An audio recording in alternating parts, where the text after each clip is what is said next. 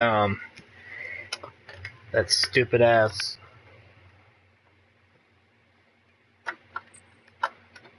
You know, fuck. The goalie suit.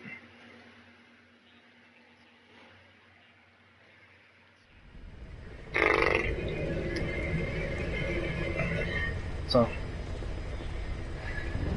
given it was a dark room. Oh, what a given that is. Right. It's a dark room. It's a given.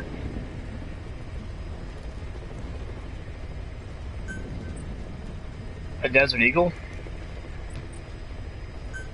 It's just a kit. It's just a regular Desert Eagle with a kit on it.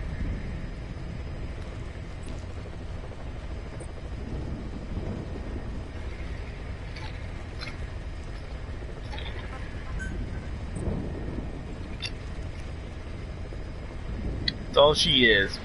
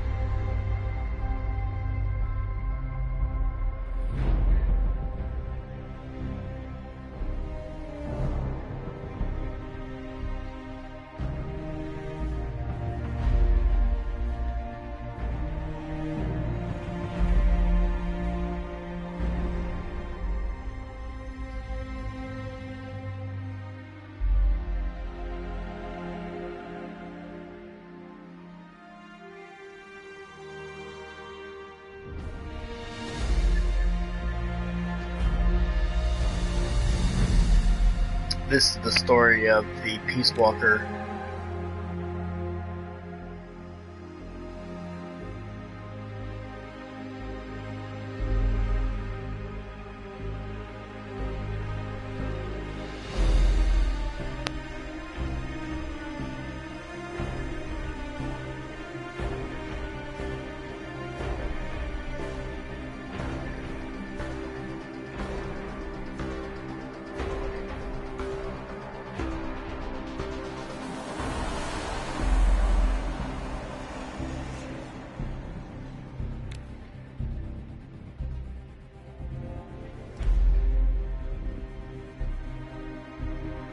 Big Boss, some other special forces from Metal Gear Solid 3.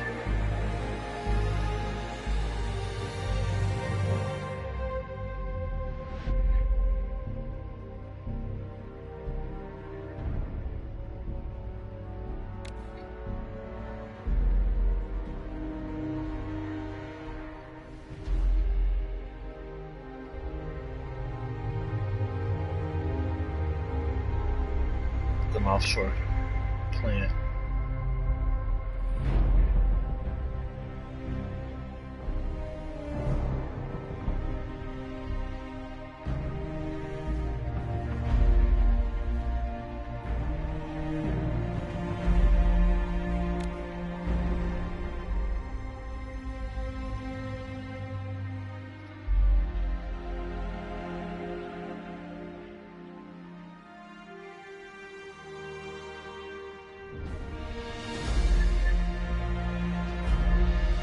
Huey, Dr. Hal Everett's father.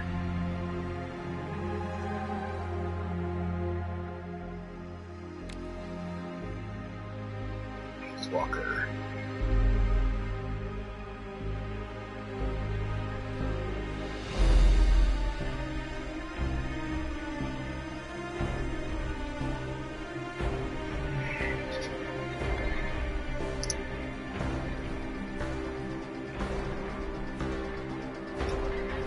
And it's impossible since the shotgun's a scattered weapon.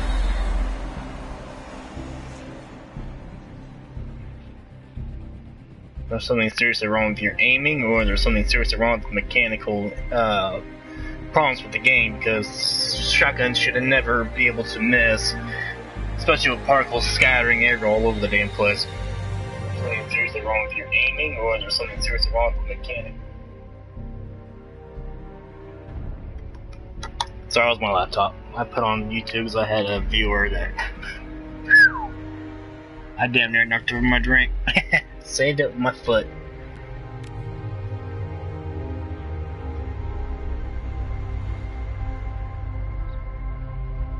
This shouldn't matter, sawn off or not. The only difference is it's just like regular shotguns have longer barrels.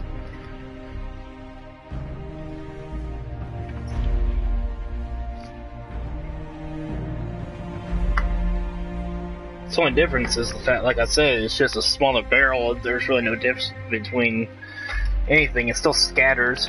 It don't mess with the barrel. There, the shot, it just messes with the range and the build-up.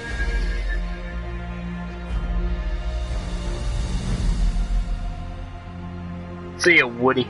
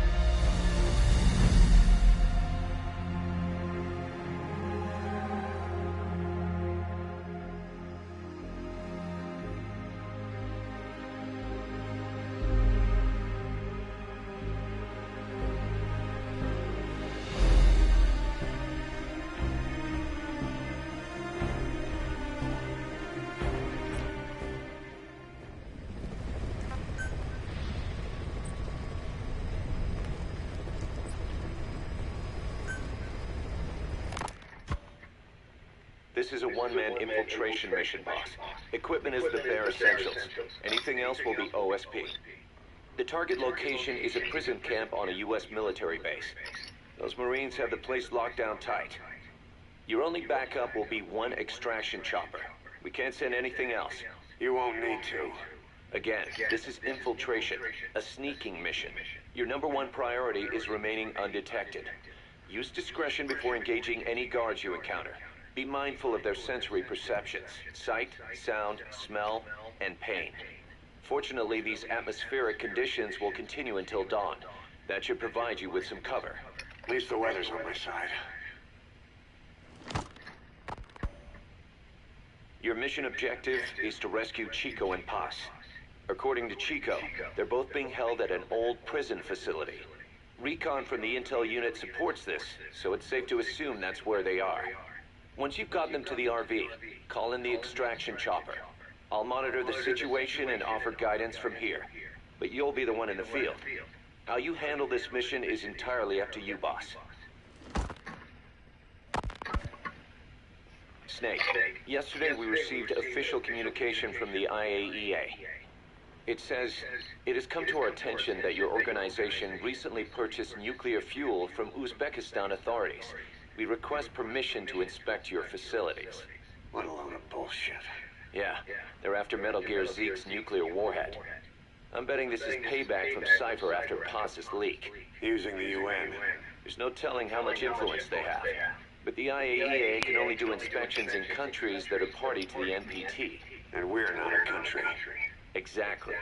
We haven't signed a safeguards agreement with the IAEA over peaceful nuclear use, and we're not obligated to report any nuclear material we have, nor information about any nuclear facilities. The IAEA has no authority to inspect us. But despite all That nuke's our last line of defense. We don't want to announce we have it until the world is preparing to wipe us off the map. Until then, we let everyone think we're just a private army with conventional firepower. what's Huey's take? That the problem's how to hide the nuke in Metal Gear. But I gotta tell you, he was all for it. I see. But there's no way we can have the IAEA poking around here.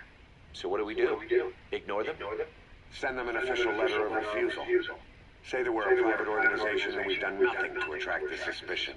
You got it. We finished Zeke's waterproofing reinforcement yesterday.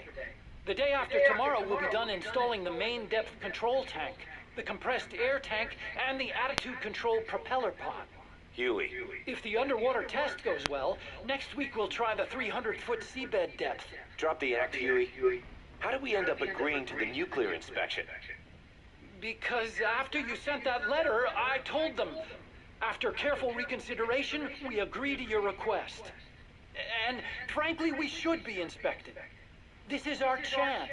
If they come and go without discovering the nuke, we can tell the world we're clean. Of course, it's risky, and we'll have to make sure everything's perfect, but it'll be worth it. Huey, can they do an inspection without going through the Board of Governors? We contacted the IAEA's admin branch, and they said there's no record of us being brought up at any of the board's meetings. I'd say probably a preliminary inspection to determine whether we should be referred to the board. So it's bound to be a small inspection team, and they won't be here that long. Don't worry, leave everything to me. Has the media gotten wind of this? Yeah, 2 major Western networks want to do stories on us. I planned on saying yes. What? You want to broadcast this place to the world? That's why I agreed to the inspection.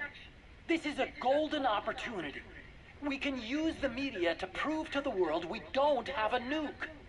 Besides, even if we said no, it would just be delaying the inevitable. Kaz, our hands are tied now. Start getting the place ready. Thanks, boss. Don't get the wrong idea. You set it up so that any more changes of heart will arouse suspicion, that's all. Zeke stays, but we'll have to move all other AFVs to shore. Any potential troublemakers can go with them for some mandatory R&R. Sound good, boss? Just do it.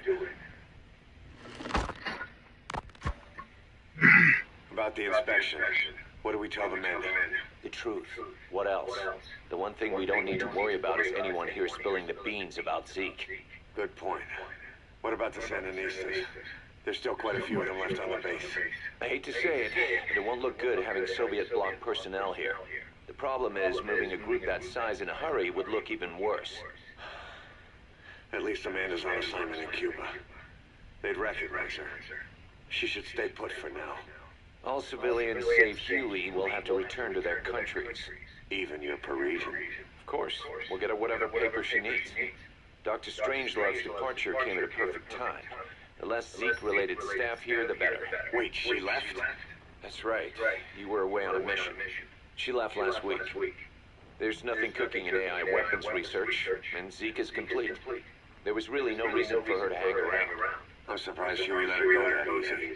Yeah, his crush on Strangelove was never much of a secret, huh? He followed her everywhere while Zeke was in development. Boy, would she get pissed. But he does have a lot on his mind right now. I've got bigger issues to deal with. That's what he said. That's the spirit, Huey. 10 days ago, we got reports that Paz was still alive. She survived. She was rescued by a Belizean fisherman who found her drifting in the Caribbean. So what's the plan? Silence her before we're compromised? No. I've got something else in mind. Our friends at Cypher suspect Paz could be a double agent. She's being held for interrogation at a camp on the southern tip of Cuba. Black site. Nice. A slice of American pie on communist soil, and out of U.S. legal jurisdiction. The upcoming inspection of Mother Base has to be connected somehow.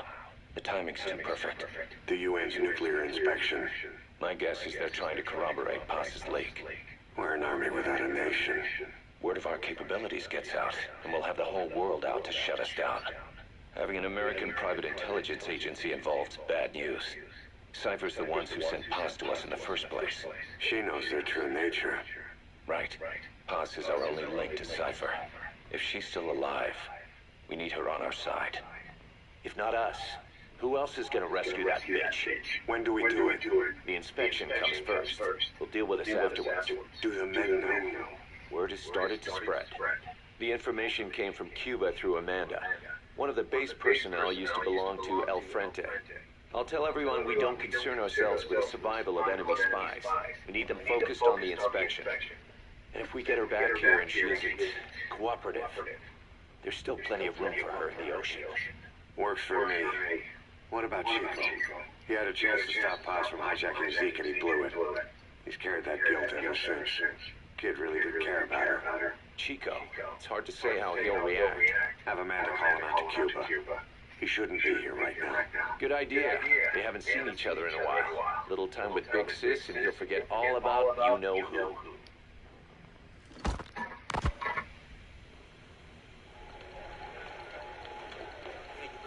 What?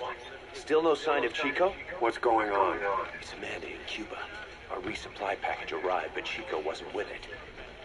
Relax, Amanda. I'm sure he's just exploring Havana or something. First time in the big city. Could have gotten carried away. Cos, wait. The boat Chico was on, did it stop anywhere before it got to Havana? Yeah, it had to refuel at Santiago de Cuba. You don't think... Oh, shit. You gotta be kidding me. He does this now? It's 60 miles from Santiago to the prison camp. Chico used to cross the mountains with the older Sandinistas like it was nothing. He'll make that in 3 days. Still, even if he does find his way there... You know how reckless he can be. Chico thinks we've abandoned Paz. That's why he's doing this. We'll start by having the intel detachment in Cuba look for him. We can't let him be captured. Some cages to the east of a big building. East an old grassy facility. That's where we are. Help me, Snake. It's a setup. We have no choice. Yeah. If Chico talks, he can blow the new cover up. We can't hold off until the inspection's over. When can we be ready? It'll take at least 16 hours to confirm the flight path and prep a bird. The intel unit has started reconning the area. Sounds like I'll have to miss the inspection. Boss, we'll just have to send someone else to get them out. No. I'll go. Yeah. Chico and Paz would only take orders from you anyway. We can't go taking on those Marines at the base head on. It's gotta be off the radar, and it's gotta be you. Hold down the front, Cos. Snake, you can forget about civil liberties where you're headed. God only knows what they'd do to you if you got caught. Do not let that happen. The Cubans leased the land to the U.S. as a gesture for helping them gain independence from Spain. The deal remains in effect until both countries agree to dissolve it, or the U.S. abandons the land. That's why America still operates the base even after La Revolucion. Problem is, it's leased land. Meaning it isn't American soil, so the U.S. Constitution doesn't apply there. That allows them to withhold its civil rights protections. Yeah, that's Uncle Sam's excuse. The area was originally only for detaining refugees from countries like Cuba and Haiti. But a few years ago, the CIA and its like started using it as a black site. Enemies of the state are renditioned there and subjected to extreme forms of interrogation. You can bet Cypher had a hand in that. As you'd expect, American and other Western human rights organizations aren't allowed anywhere near the place. What happens there disappears down the memory hole. Who knows what they're doing to Chico and Paz? I'd like to interrogate her ourselves. But if worst comes to worst, make sure she's dead. Chico, on the other hand, we have to bring back, fast. He knows too much about us. Cos? The area is surrounded by mines placed by both the US and Cuba, making escape on foot impossible. You're heading into the Lion's Den, Snake. Don't take this one lightly. Come back in one piece. Yeah.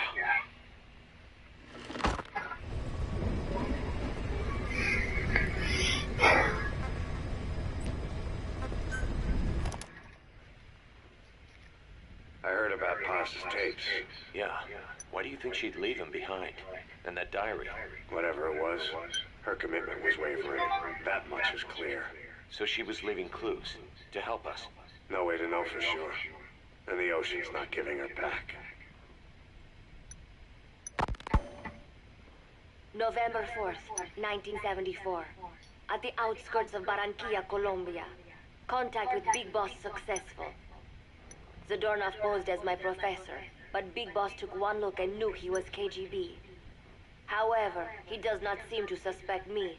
To him, I am just a peace-loving student, and another victim of the CIA. We asked him to drive the CIA out of Costa Rica. To him, this means betraying his country. His forces are smaller than anticipated. They drift from place to place with nowhere to call home. That provided us an opportunity, so we seized it. Zadornov offered them a plant off the Costa Rican coast to use as a base. As expected, Miller jumped at the chance. Although initially reluctant, Big Boss came around when Zadornov played him the tape. All because the voice on it sounded like his mentor, the boss. Naked Snake, the man who once saved the world from the brink of nuclear war. Awarded the title of Big Boss for his service. He later became a mercenary, abandoning both his title and his country. To him, that honor was steeped in the blood of the boss, the mentor he was forced to eliminate. Exceptionally charismatic, he possesses unparalleled combat and intelligence-gathering abilities. His only discernible weakness is her. This operation hinges on how effectively we can exploit that. Kazuhiro Miller is Big Boss's lieutenant. Half Japanese, half American. He once served in Japan's self-defense force.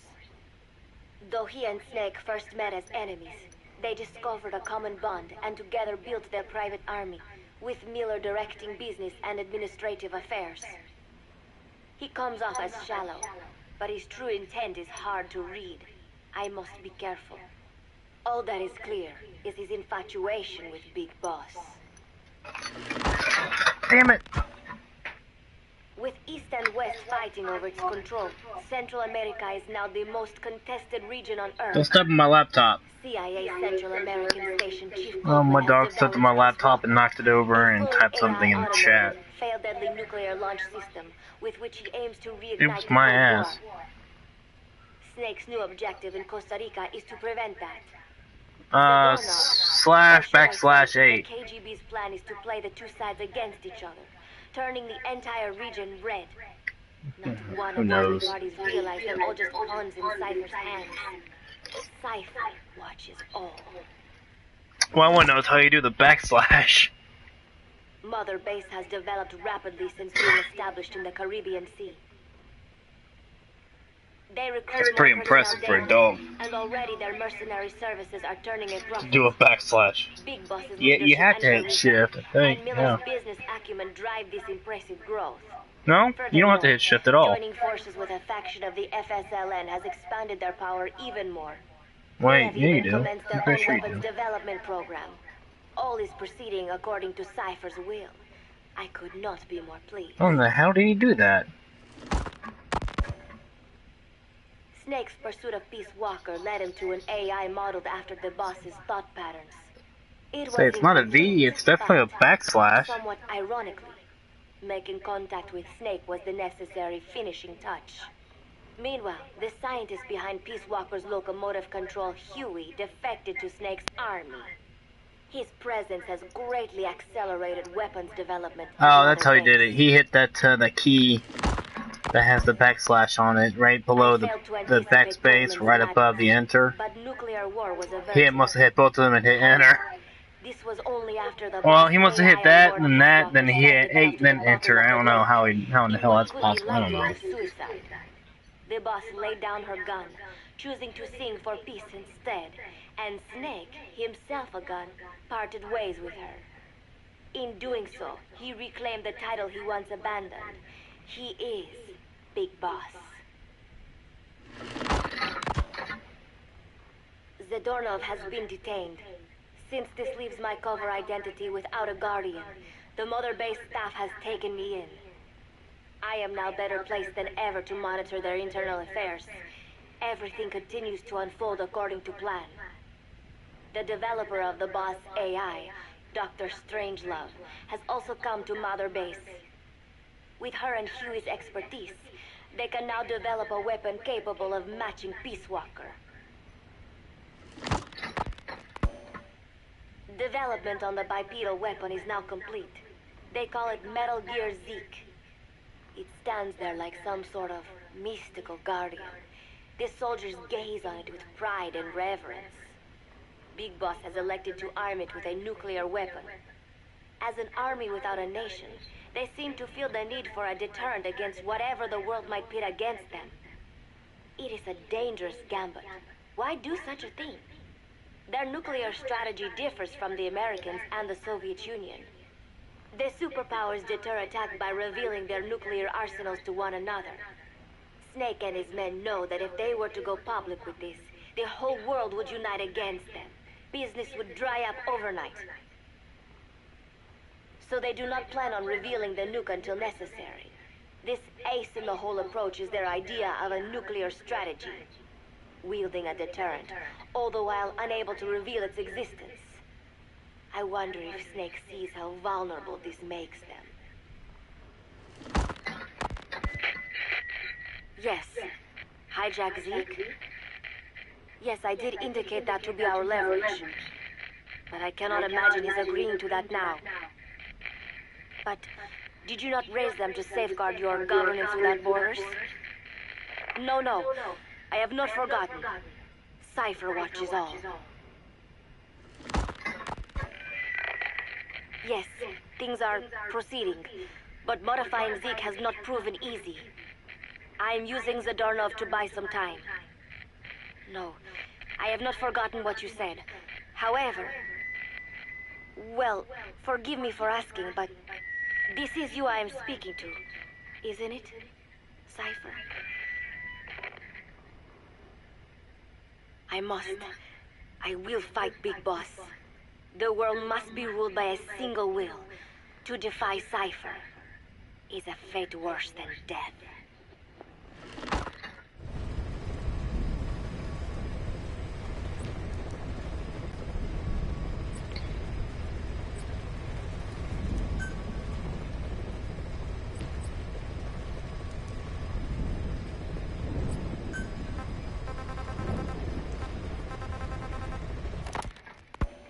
As of today, I will be living here at Mother Base.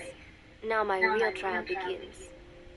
Zadornov was paying my room, board, and tuition, but he has since been captured. I told the man that with no more money from the KGB, I could no longer afford school. He bought my story, and when I said I would be willing to work, he took pity on me and let me stay. For some reason, Miller really pled my case. That was helpful, but the man is still a fool. His men are no better. They think their training makes them strong, but that kind of strength is nothing in the face of true power. And better yet, they wait on me hand and foot, believing I am just a schoolgirl. Looks like I won't be working too hard after all. Just today, while scouting out the living quarters, I saw a group of them in the corner of the deck making a fuss. Going over for a look, I saw they were feeding a kitten. A bunch of grown hard men, and they're the ones acting like schoolgirls. Look, isn't he cute? What is wrong with them? Disgusted, I just nodded and smiled. I must stay in character after all. I indulged their chit-chat for a few moments. Then one of them asked me to give the thing a name. They had just taken it from its mother. I named it Nuke. I improvised some nonsense about how our compassion for living things can help prevent wars. The men gave me a little fish. I held it out in my palm, and the kitten happily ate it up. What a pathetic, feeble creature. It sickens me. Today, Chico invited me to go fishing with the soldiers. I suppose finding one's own food does have its merit, but I prefer not to be involved in such a degrading task. And their prattling on about fishing being fun is nonsense. I'm not here to find playmates. Nevertheless, distasteful as it was, I went along in order to maintain my cover. Chico thrust a fishing pole into my hands, and we went up onto the deck where several soldiers had gathered. They welcomed us warmly. With so few women aboard Mother Base, I'm treated like a princess. No one suspects I am neither a teenager nor a student. It was nice and sunny, with a gentle breeze and waves. As I cast my line and waited for a bite, the soldiers began to ask me all sorts of questions. As always, I answered according to our predefined scenario, feigning a smile. As I sat there feeding them lies, the fish began to bite, and the soldiers began to focus on their prey. Chico had his bait stolen by a fish, and got so angry that he stood up and nearly fell into the sea. Everybody laughed. It almost made me want to join in too. At some point, I got a bite myself. The instant after I felt that first gentle tug, the fish yanked the line with astonishing strength, and I let out a cry of surprise. I thought he was going to be huge. It was my first time fishing, and I was a bit flustered, so the soldier beside me helped by supporting the pole from behind. "Reel it in," they shouted. I nodded, turning the handle as fast as I could. I wondered what kind of fish lived below the surface, and thought back to the deep sea dives I had to do as part of training. Those were difficult days, but I remember finding the multicolored fish gliding through the water incredibly soothing. After a hard fight, I pulled it up. To my surprise, it wasn't even half a vara, rather anticlimactic. But I wasn't doing it for fun, so I wasn't the least bit disappointed. Nook was hovering nearby with an expectant look on his face, so I gave the fish to him. All in all, a thoroughly wasted day. Man, she's a Preparations are bitch. coming along nicely. No one suspects me of being the one to let Zadornov out of his cell. Today, Amanda and I taught Cecile how to make gallo pinto. It is a simple home-cooked dish consisting of black frijoles mixed with arroz. It is well known throughout Central America, not just in Costa Rica, so it is no surprise that a Nica like Amanda would be good at making it. But I was raised in the States from a very young age, and could hardly even remember my mother's gallo pinto. Having to make chit-chat with that clueless bird lover and the so-called revolutionary was excruciating. And, clueless or not, I will need to be especially careful around Cecile, the one who actually recorded that tape. Thankfully, Miller and his men seemed to believe I mistook the tape I found for one my friend made. In any case, one can never be too careful. Anyway, the three of us minced garlic and herbs, then cooked them in a pot with frijoles we'd soaked overnight. While waiting for them to cook, we sautéed onions and arroz in a frying pan. Cecile worked the frying pan according to Amanda's directions, but seemed a bit glum. She does have a knack for cooking, though. She is French, after all. We added water to the pan and watched the arroz begin to steam. While we waited, Amanda shared memories of her mother with us. They had been separated because of Simosa, but the taste of her mother's cooking was still fresh in her mind. When the frijoles were ready, we drained the water, stir-frying them with the rest of the vegetables. Quite a complicated process for home cooking.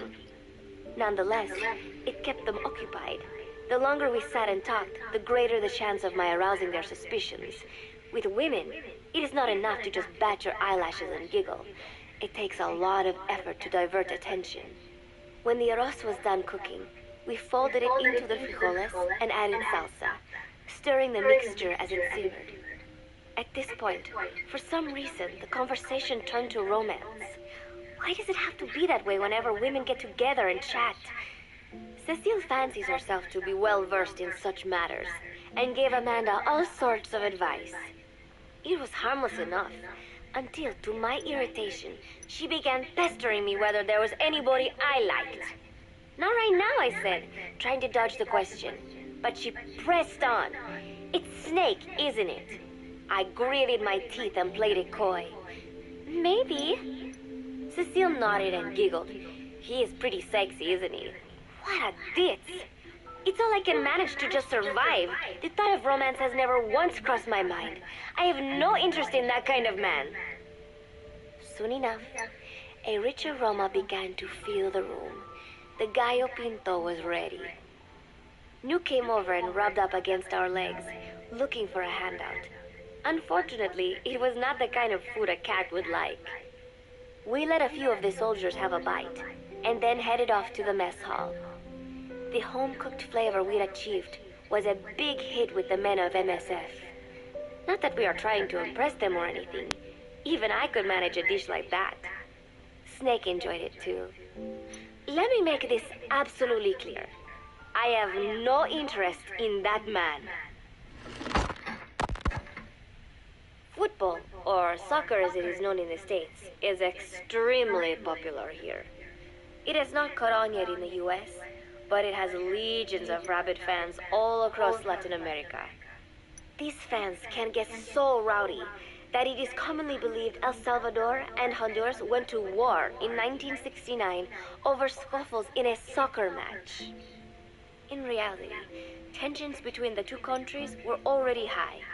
The match was merely one of the sparks that set them off.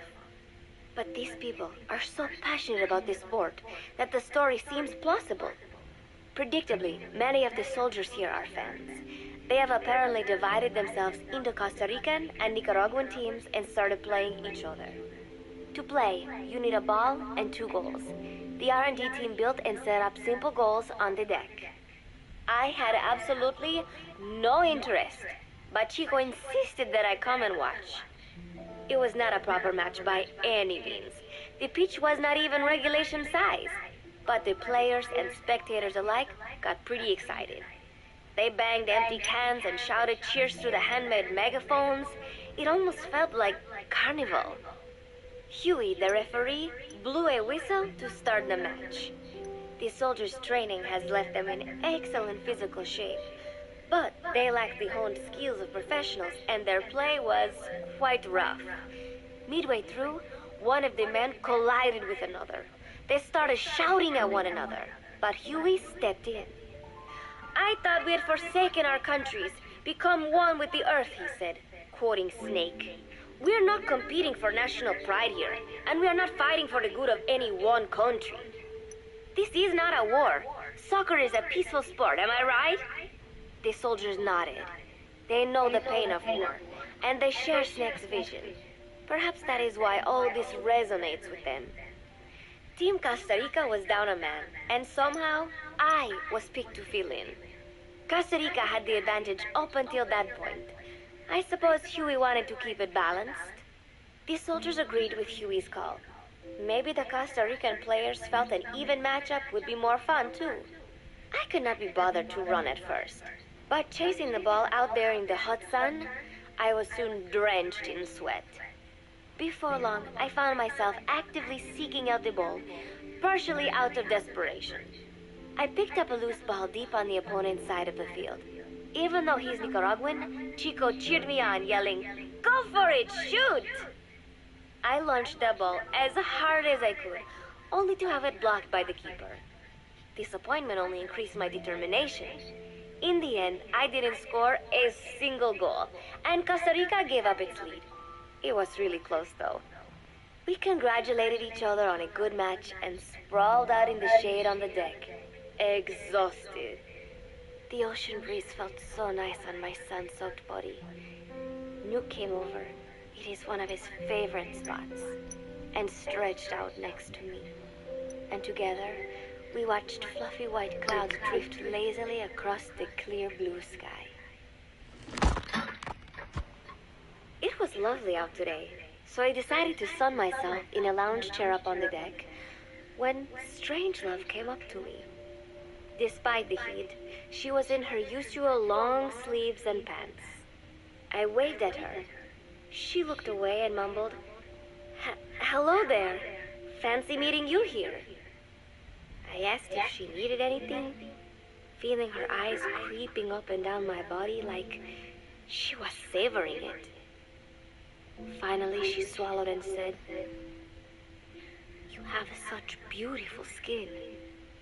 Bewildered, I shook my head and said, "No, not at all. I had heard rumors that she was a lesbian, but she couldn't be after me, could she?" She continued to stare and said, "No, it is beautiful, but you must not let yourself get so tan." And then she took my hand in hers. "What is wrong with a little sun?" I asked, trying to cut the conversation short. But she shook her head violently. "No, you mustn't. A young lady should take better care of her skin." She was acting strangely now, as if aroused. She lectured me on the perils of tanning, how it ages skin, causing wrinkles and spots, and in the worst cases, even skin cancer. I knew already that tanning could cause spots, but I thought only pale-skinned Anglo-Saxons had to deal with that. Having a scientist tell me it causes aging, though, that spooked me a little. If I am to keep playing the teenager, I will have to start paying more attention to my skin. Sensing my anxiety, she took a small tube from her pocket. She said it was the sunscreen she always used. She told me to keep it. I didn't know what to say. I was more than happy to take it, but exactly what were her intentions? Was she merely being nice? Or is she really into me? Either way, there was no reason to refuse, I suppose. I have undergone training. An out-of-shape woman does not pose any real threat to me. Having power means not being afraid. It is the same on a global scale. A country with nukes can dictate terms to a country without them. I thanked her and took the tube. Then she offered to put some on for me. She squirted some lotion onto her fingers and began rubbing it into my chest. It happened so suddenly, and I was so taken aback that I did not even think to protest. She caressed my stomach with her long white fingers, then slid them upwards between my bikini-clad breasts. "What? Wait," I sputtered as her moist eyes met mine. She was beautiful. Somehow, I found myself captivated by this woman more than 10 years my elder. "Hold still," she whispered in my ear. I nodded silently, unable to refuse. My body went limp, motionless, as if in a trance. Gently, carefully, she rubbed the lotion all over my entire body. I shouldn't have enjoyed it, and yet I could not help myself. For a moment, I was spellbound. That woman is dangerous. I had better watch myself. Protecting one's health is an important part of any agent's job. But despite my best efforts, I have caught a cold. Now that I think about it, Mother Base's numbers are on the rise, with soldiers coming from all different places and backgrounds. It is no wonder then that sooner or later someone would bring in a virus. That said, what I have got is just a common cold. The medical team said I'd need a few days rest, so I've been restricted to my room and put on bed rest. I thought I'd gotten used to not having anyone around to relate to, but at times like these, being alone is just miserable. All I could do was lay there and stroke Nook's back, trying to take my mind off how bad I felt. Nook just sat there, not making a sound. But I did have visitors. Amanda and Chico, Huey, Cecile, Miller, and a few of the soldiers I've become relatively close to. Amanda made me a soup with herbs she said were good for a cold. Miller told me to take it easy. I will sing you a lullaby, he said, then broke out a guitar and sang some incomprehensible song in Japanese. I did not need to understand the lyrics to know he is an awful singer. Then he said, "You know what is good for a cold? Suppositories. Here, I'll show you." He began to take off his pants, so I threw my tissue box at him to make him go away. Then Strangelove showed up, saying she had some miracle Indian cure. "It has got eucalyptus extract," she said. "It works best if you rub it into your chest." And then she tried to take off my nightshirt. I whacked her with my pillow, and I got rid of her. Chico brought me a little flower in a cup. It had been growing in a little bit of earth that probably found its way on board stuck to something else. "I found this on the deck. Here, you can have it." He tried to act nonchalant, but I am pretty sure he's got a crush on me. None of them understand. If they thought these little visits would cheer me up, they were wrong. Tonight, Snake himself came to my room. Like the rest, he believes I am just a schoolgirl and treats me as such. "Why did you abandon your country?" I asked him. "Why create the MSF?" Of course, I knew the answers already, but I wanted to hear it from him. As I had imagined, he was not exactly forthcoming. All he would say is that his country abandoned him because all he could do was fight, and that is why he needed the MSF, because that is all he is any good for. Then he said, "Fighting is the only thing I understand, but that does not mean I have got a grudge against those who believe in peace. I am not one of them, and I do not believe in peace. Conflict is in man's nature. We fight our enemies in order to survive. Maybe we are not so different after all, he and I. But that is exactly why I'm going to have to kill him, or else he will have to kill me.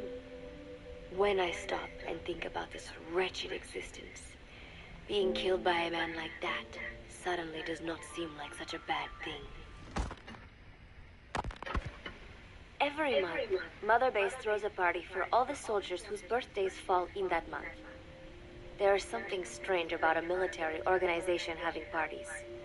Really though, it is just an excuse to drink and make noise. It is not easy to get alcohol on a fortress in the middle of the ocean. Most days they are training from dawn till dusk. They do not have time for things like drinking. That is why Snake and Miller came up with the idea, to give everyone a chance to let loose. Obviously, a bunch of bores like that are not going to bother with blowing out candles on a cake.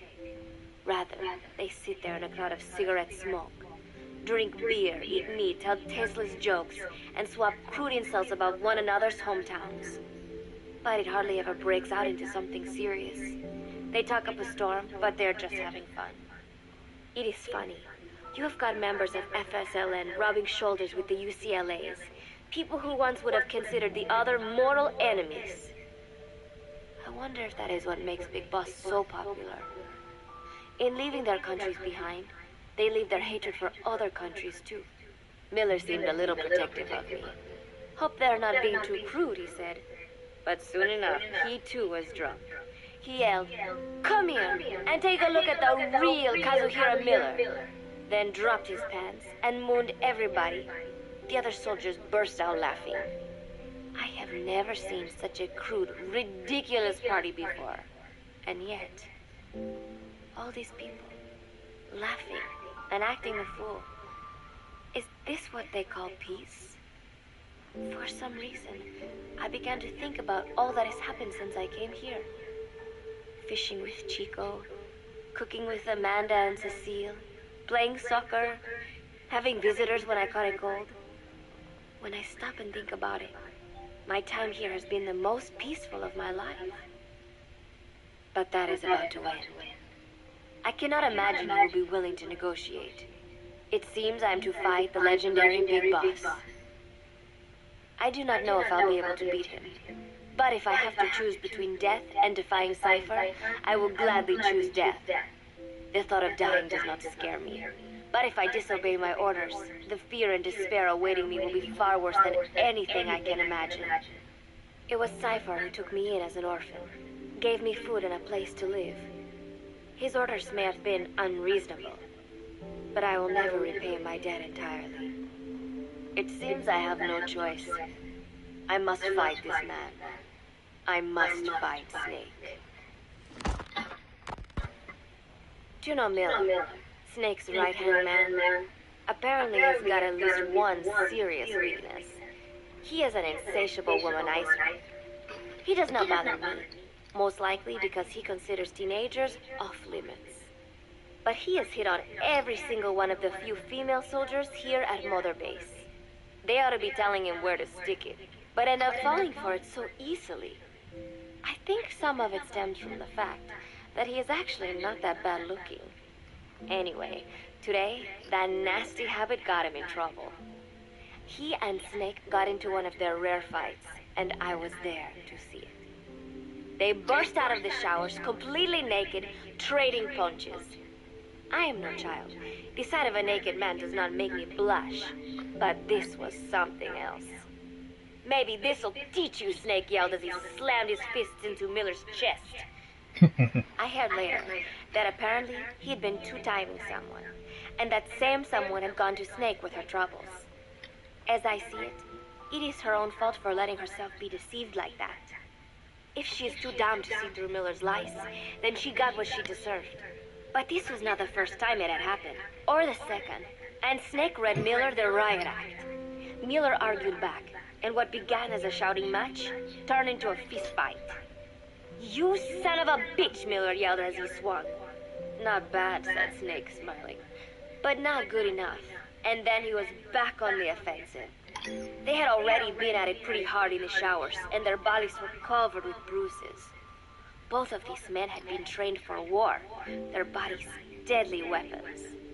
They were each bleeding from a dozen places. All this from a fist fight. Even so, it was far less gruesome than if they had given it their all. It was obvious that one of them would be dead were they fighting for real. Miller took another swing, yelling, "Try this then!" Snake parried, then responded in kind. But I could tell he was not aiming for anything vital. "You are one tough bastard, boss," Miller muttered. A smile crept across his face as he caught his breath. And then they went right on fighting. Blood and sweat flew off their glistening bodies. It was combat without hatred or hostile intent. I had never seen violence like this before. And yet, it was more than just a friendly tussle. They were utilizing every technique they knew. It was not a sporting match. They were not playing by the rules. How could they keep this up? At last, the two men tired themselves out, and the bizarre scene came to an end. They looked at each other's battered bodies, and then burst out laughing, embracing and congratulating each other on a good fight. It all seemed so idiotic. I still cannot fathom such behavior. But somehow, I got the sense that for all his womanizing, Miller really only trusted one person, and that was Snake. There was no way I could ever come between the two of them. And at that thought, I began to feel as if I had lost. All of Mother Base is preparing for a festival. Since Snake and his soldiers spend so much time fighting, they are setting aside one day a year for peace and relaxation. I do not know all the details, but apparently that is what Snake and Miller decided. These soldiers love the idea, of course. There is so little fun to be had here that everybody looks forward to events like these. That is all well and good, but somehow I got roped into getting on stage. "Come on, we even both have peace in our names," said Miller. "And Zadarnov, that old Ruski's name, has something to do with peace too, right? Hey, as long as we're having a day of peace, we ought to get an act together. The Three-Piece Band." I thought he was joking. He then proceeded to share his idea without bothering to check with me. And now, I am slated to sing. Apparently, he had heard me on the deck one day, and since then he's wanted to form a band. Everybody's looking forward to it, so there is no way for me to back out now. I have never done anything like this. But it does feel kind of nice to know that people are looking forward to it. I mean, it cannot be any worse than Miller singing. But modifications to Zeke are already finalized, and I must complete my mission. Betray Cypher now, and I will face a fate far worse than death. Still, there's no need to put things in motion just yet. What difference would it make to just wait a little while longer? A whole day of peace. The mission can wait until after that. Can it not? I know I am only delaying the inevitable. When the day comes, What one chips of are you us eating? will have to die. Snake? Oh, sounds like chips. But still, if I- I could just come up I with got some it way now. to stall Cypher, at least until our day of peace. Dickhead. When did I start having thoughts like this? I got it! My cover is blown. Oval They know Redbucker? nothing of Cypher or my true objective, but Oval? they know I am a spy. There is no more time left. I must Act 2? act now. Oh. I must complete my mission. How did it come to this? Pop's secret, All I wanted huh? was 3 more days. Extra buttery Just 3. or kettle corn? Miller's already finished writing the song. Extra butter. It is called Love Deterrent. It is about a girl who cannot express her true feelings. I've been That was a long time I'm ago. not pro, but I was pretty sure I would do a decent job. And now this. Cypher found out that Zeke was complete. Yeah, He must have I somebody remember inside it Mother leaked Base all over the besides place. me. It took me forever to clean out the Tied to a microwave. round web of control, leaving no room for individual will. Typical. I just had my own When I butter. found out Zeke was complete, Put a little bit of stick of butter in a bowl and put it in the microwave for a couple if I was seconds. going to enjoy just Drizzle one it day all of over your peace, I bowl. had to ensure the plan could not move forward. Ah, I tried to sabotage Zeke. I never had cheddar I thought by popcorn. damaging the drive system, they would have no choice but to delay their No, plans. I never got cheddar popcorn where I waited till live. midnight, and then snuck into the hangar. There would be trouble if it looked like sabotage. I never even thought about I trying selected cheddar one of the drive popcorn. system's load That bearing always parts sound all that and good. carefully worked to warp its shape. It's cheddar! The leg's drive system requires a high degree of precision to operate. Even the smallest deviation would have done it. Then, I don't know about that. maybe it was one of those nights where I could not sleep. In any That doesn't case, sound that bad. he saw me, panicked, and took off running. Fuck you, dude. It would have been easy to kill him. But I could not. I know he likes me. It is not as if I would ever have an interest in a child like him. But I could not pull the trigger. Not at him. Not in the back. Will he tell them? Or is there a chance he will keep it a secret? Protect me? No. He knows now. Knows I am not who he thought I was. He ran without even questioning what I was doing. There is no chance he does not know. And soon, all I have built here will end. And if Cypher has another agent among them, if he finds out I tried to sabotage Zeke, this place will no longer be my heaven. Then it is settled. I make my move now. Chico walked in before my sabotage was complete, so Zeke should still be operational. It might not run at full speed Yeah, or we power, get those every Christmas in the little bowl, the little tin Without can. Zeke, I do not have a chance in hell of winning. I must act fast before Chico sounds the alarm. I knew it would come to this. I just did not think it would be so soon. I like the caramel popcorn. It is I time, like pure Zeke. caramel. I don't know why caramel's just so Metal damn Gear good. Zeke. Activate.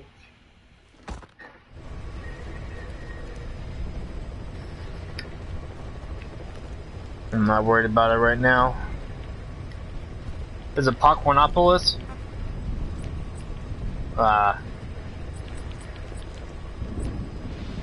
It had to be Al's. It has to be Al's gourmet popcorn. Just like Al's toy barn. Oh, that's awesome.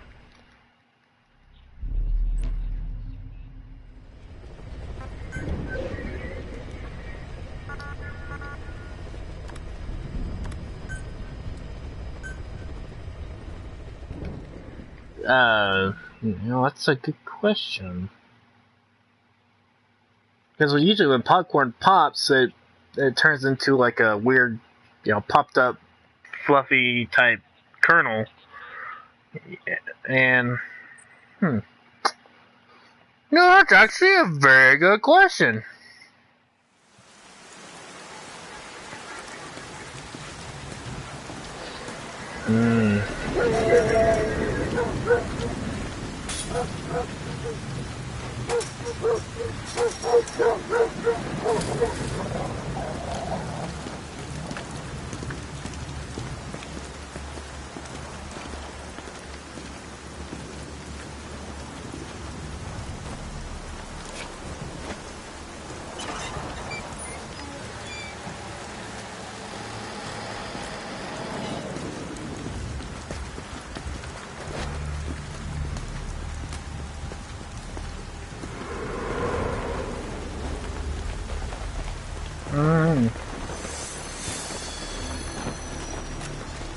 I'm just broadcasting my game system now. Intro. It wasn't cutscenes, it's all the briefings that I did. I did all the briefings, all the backstory, now I'm playing the game on the prologue, or the prelogue for Metal Gear Solid 5. I did Ground Zeroes. She told us everything. Don't worry, I kept my word. It's not a joint.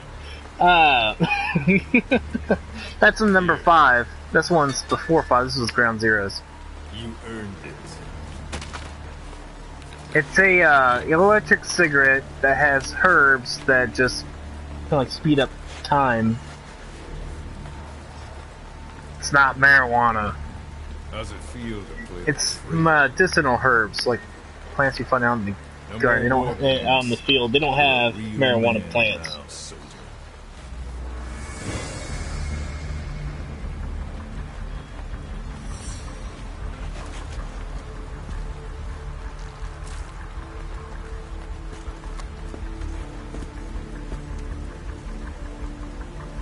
Give my regards to your boss when you get home.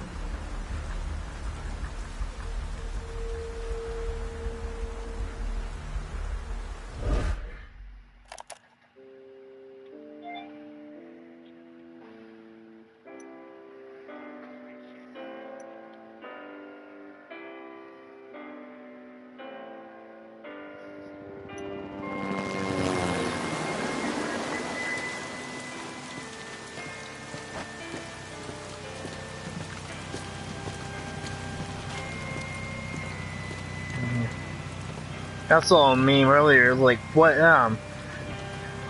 crash emoji are you today? Monday, Tuesday, Wednesday, Thursday, Friday, Saturday, Sunday. And it just shows him freaking out on each one.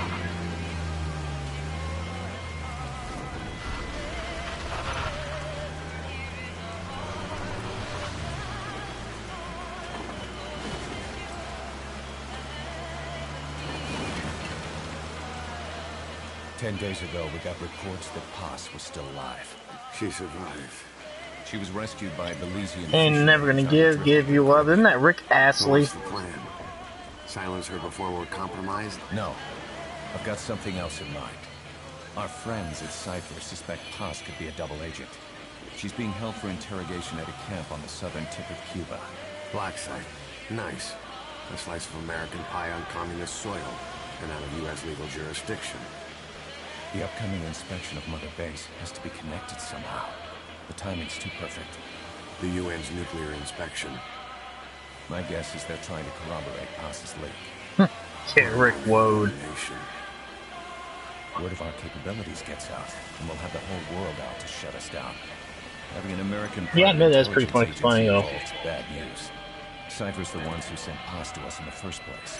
She knows their true nature. Right. Paz is our only link to Cypher.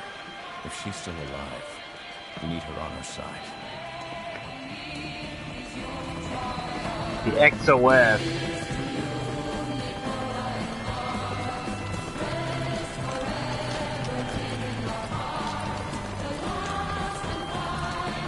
Button.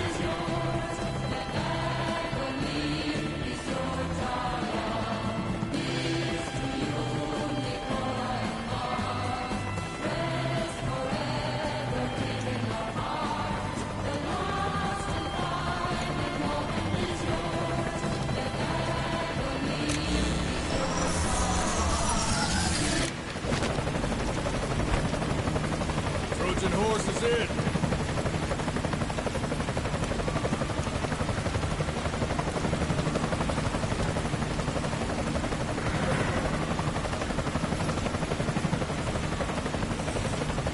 This pirate crackdown's a go!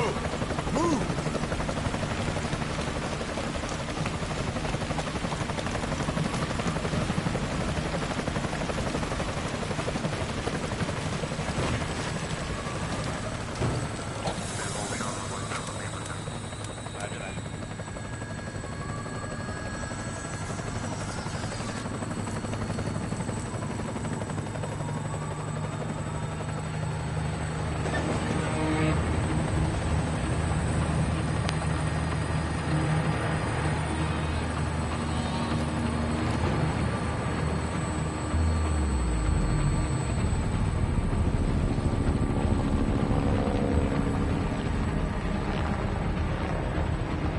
So who's the other target? That would be Chico. He's being held in the same area as Paz. Last radio contact was 40 hours ago. Find them both. Bring him back alive. Enter the compound from the south cliff. Secure Chico and Paz, then report back from the rendezvous point.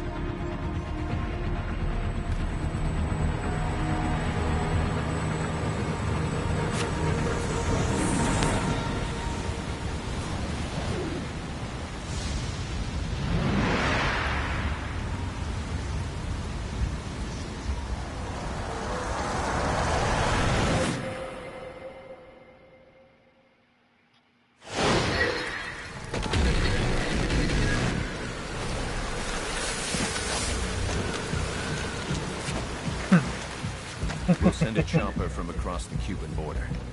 You should be back at Mother Base in time for lunch. You'll probably just miss our guests. The only catch is you go in solo. The politically sensitive nature of the mission needs backup is not an option. Fine. I like some alone time now and then.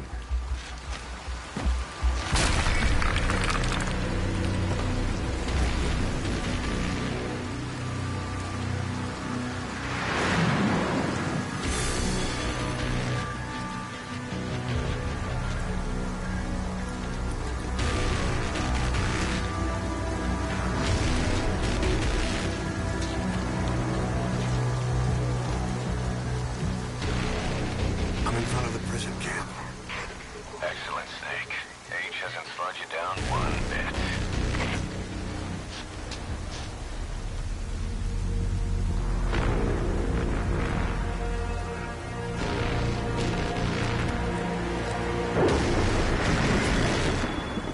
Kept you waiting, huh?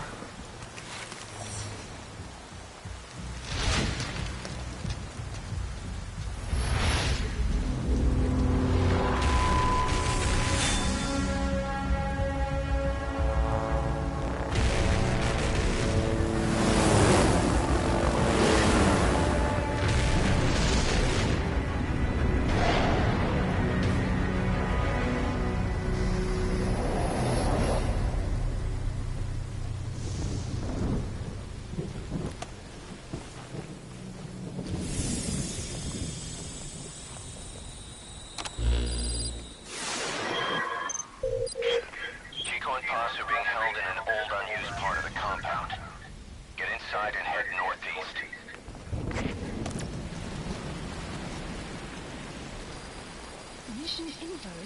This is an infiltration mission. You've got to stay out of sight. Before you go any further, use your binoculars to recon the area. If you ready your weapon while crawling, you can move horizontally left or right. If you do that holding the dash button, you'll move faster. What do you see? Press the call button to get more intel. It's a guard. Don't let him see you. Avoid combat whenever possible.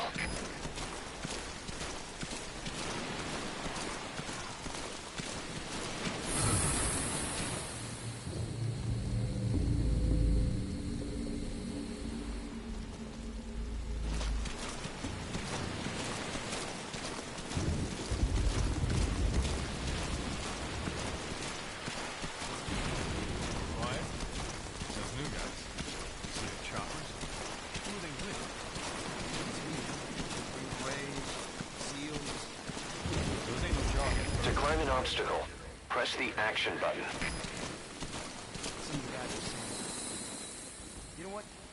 Best we just drop this, right? Sure. Oh no. No, I'm just focused on this game, man. That's all. Now, just talking to a viewer.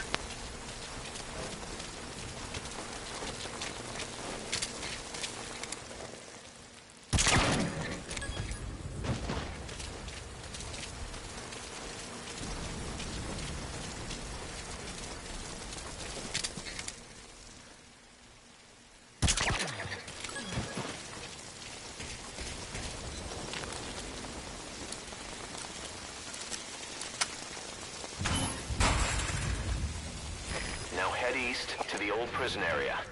You can bring up the target's location on your iDroid.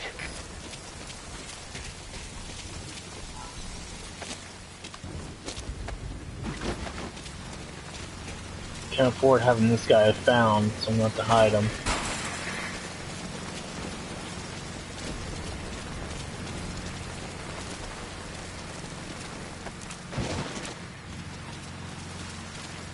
I forgot.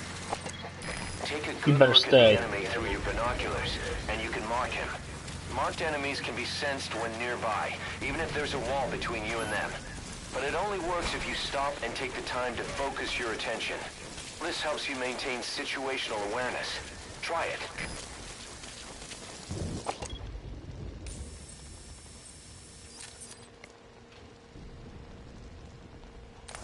it.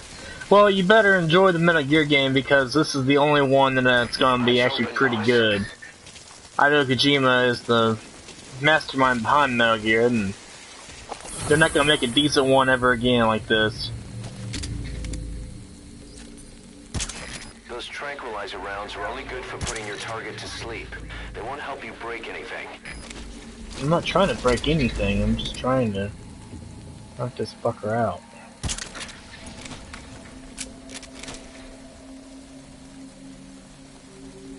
Go the fuck to sleep!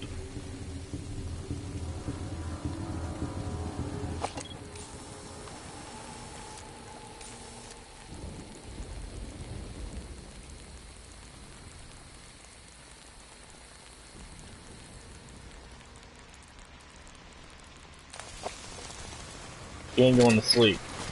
I'm sure he'll pass out in a minute. There he goes. Oh shit.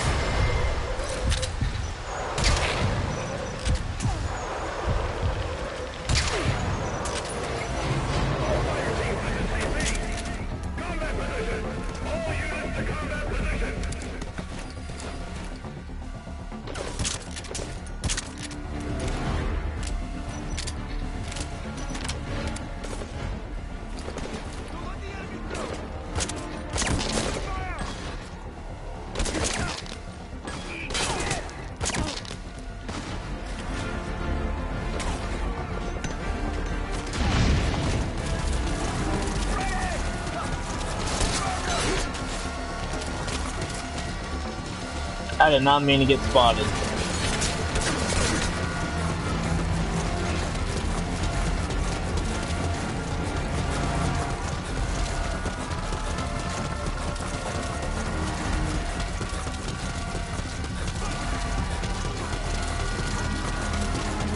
No, there's no contact here.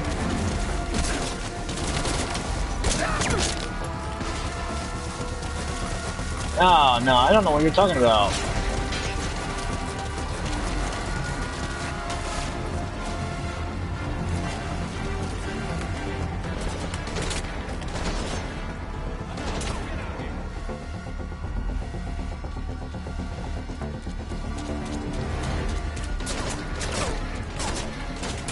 I ain't gonna play this forever.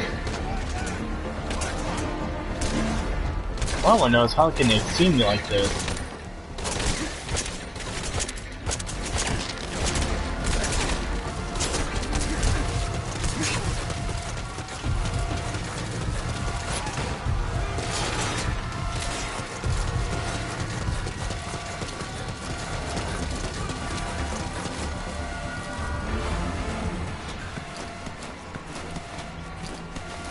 fucking assholes need to stop shooting me. I didn't do anything to deserve this. I just got spotted by a vehicle.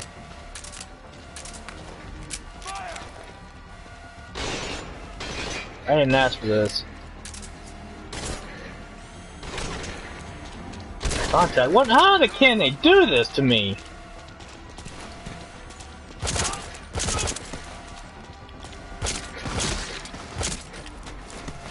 How do they know where I'm at like that? That's weird.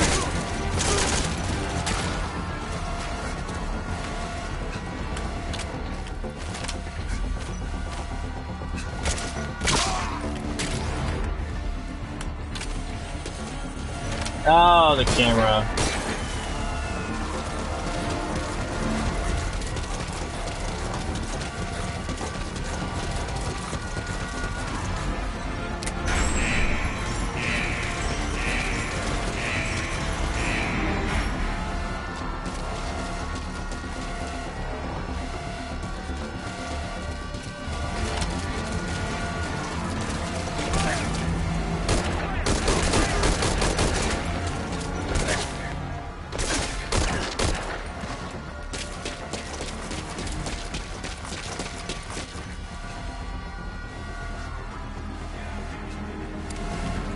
I'm being serious, man. I've played every Metal Gear Solid game since Metal Gear Solid on PlayStation 1. That was my favorite. Check the pause screen for details.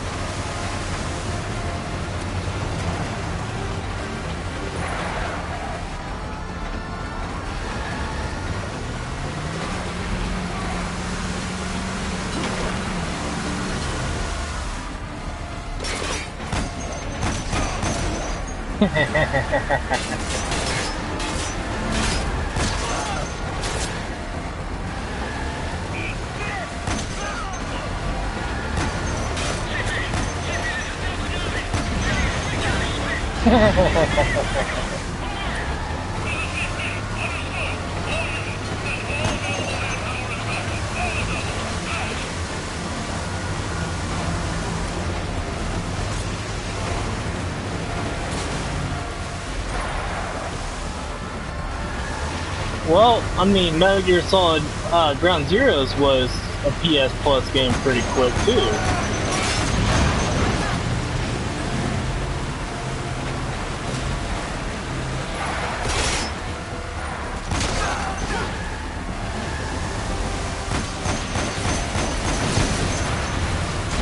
You guys are so stupid.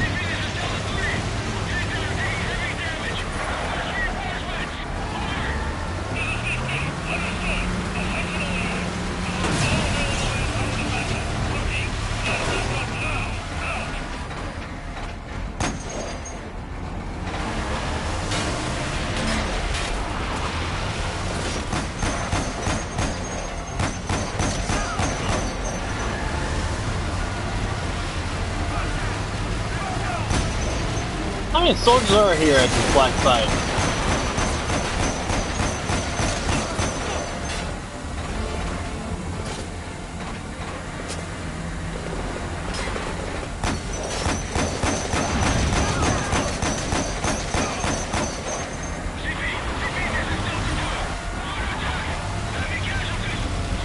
I know it is.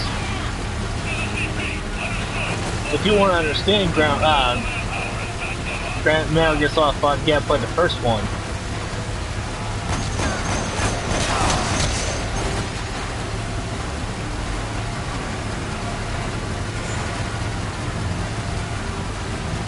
Actually, to understand Ground 5, you gotta play Metal Gear Solid 3, Metal Gear Solid Peace Walker, then Ground Zero, and then you can play number 5. That's if you want to get technical.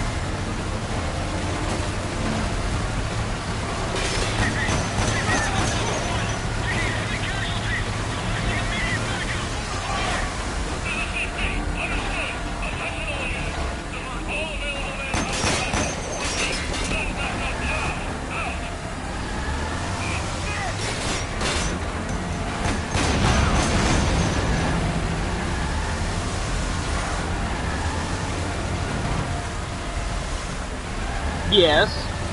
And it was worth $30 too. It's pretty cool, man.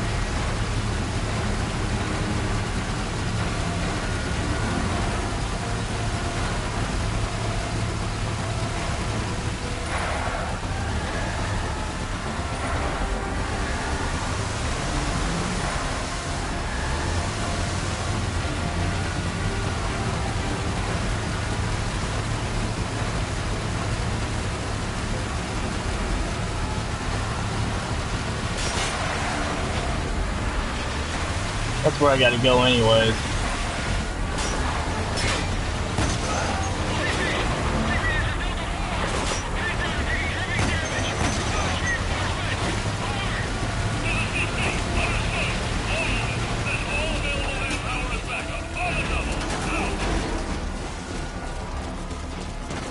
That's the old prison area. The targets are there.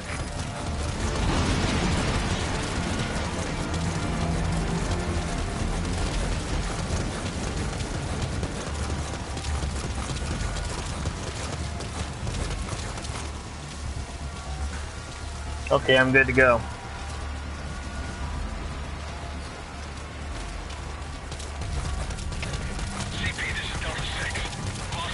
Oh shit!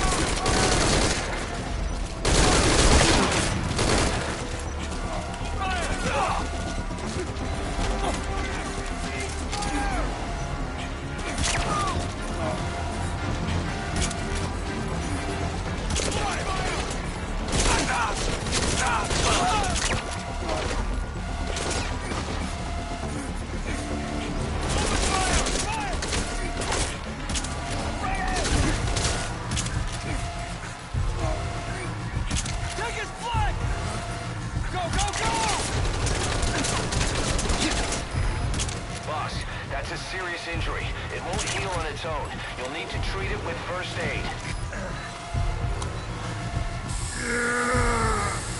Thanks, alright.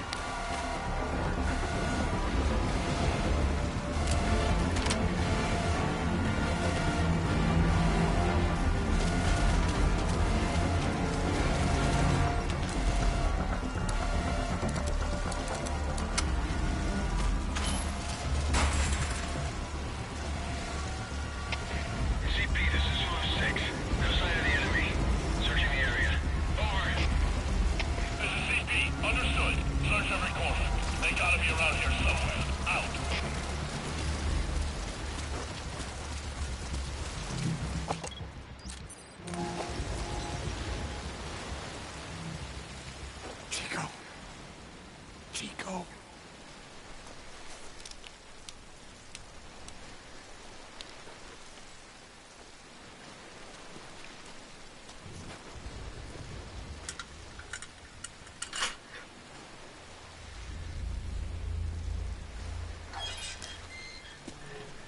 Chico, it's me. No! No! Go away! Go away! Let me out of here, please! Get off me! Get off! Chico, keep it down. Go away! Right over here. Hey, you gotta let me out! You let me out! No! Stay here! Get off me! Get off!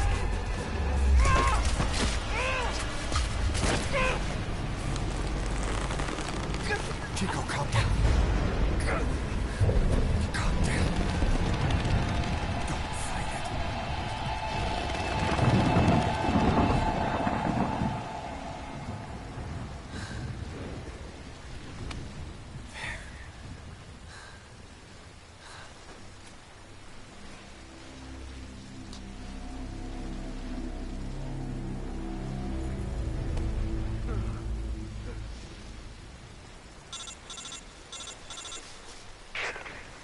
I got Chico. And Paz? Not here. Are you sure? Pretty sure. Is Chico able to walk? Hold on.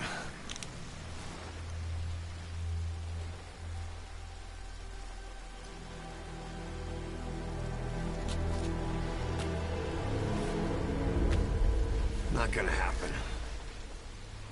You'll have to carry him out then. Okay, boss, change your plans. Haul Chico over to the rendezvous point. We'll get Paz's whereabouts out of him once he's calmed down.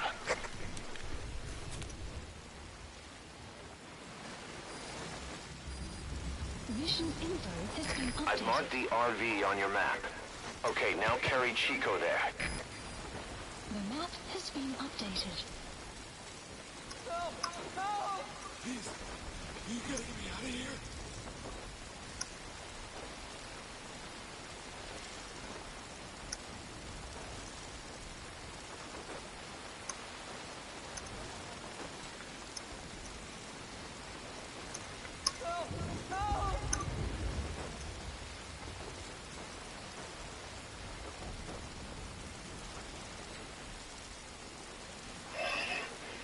Please, you gotta get me out of here.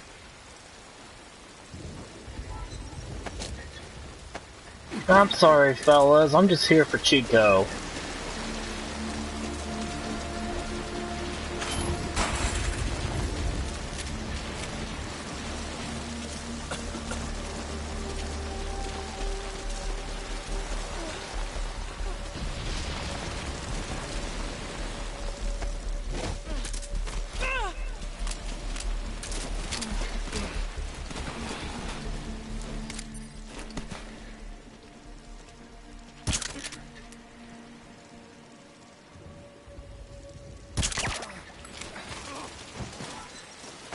Where'd you go? Shit. No, we're not alright. Sorry.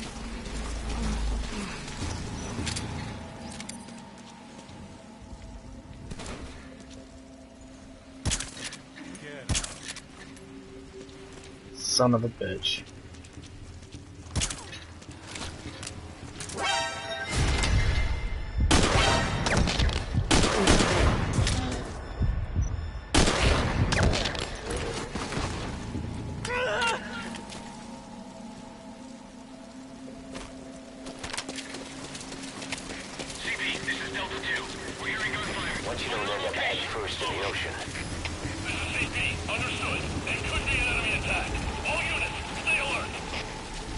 Where's that coming from?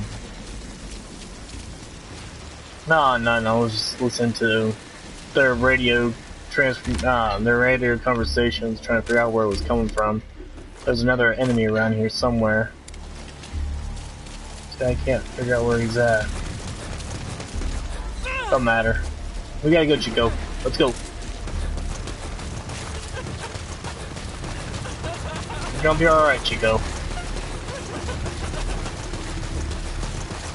The RV's just a little further.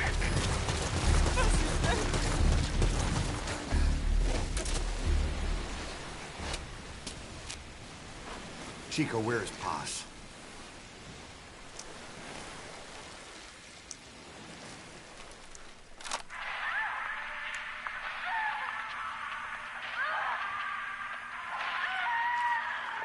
She's dead. When was this recorded? She's dead.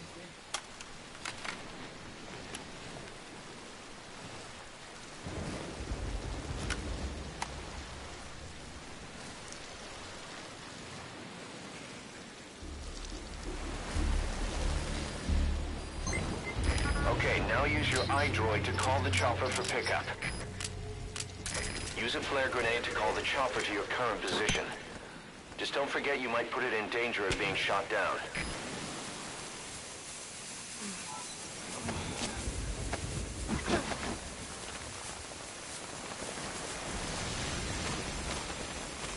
I'm gonna do some workouts.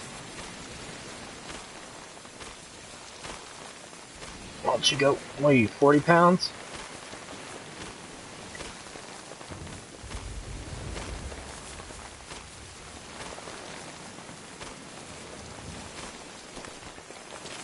I don't think it sees my flare.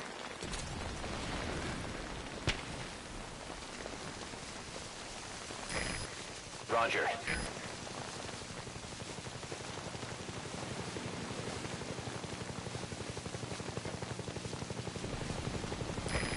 This is Morpho, approaching position.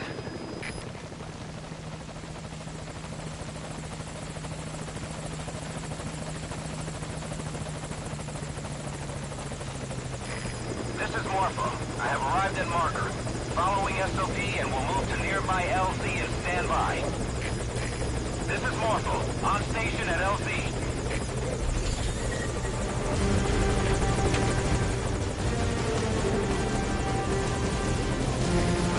found the chopper.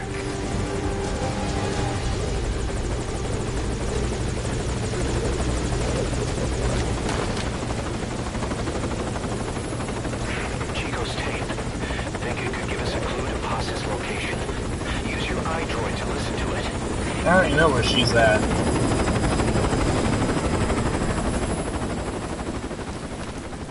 She never moves. She's always tied up in the same spot, near the generators in the main base area.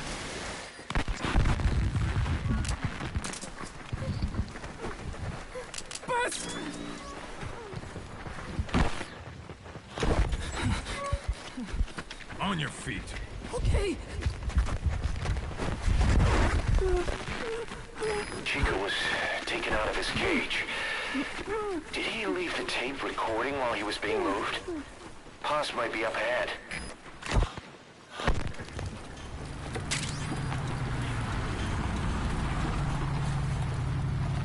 I hear vehicles. And a flag.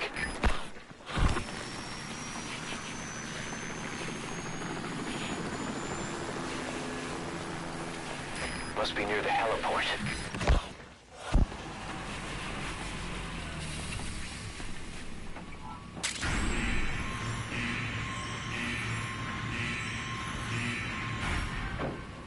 A gate.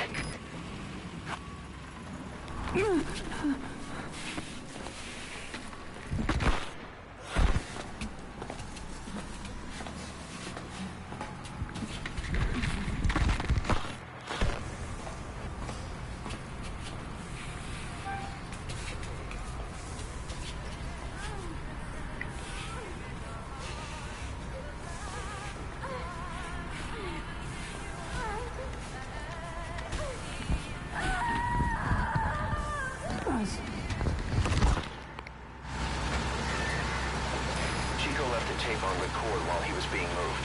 Try using what you hear to find Paz. If you're still not sure, listen to the tape again.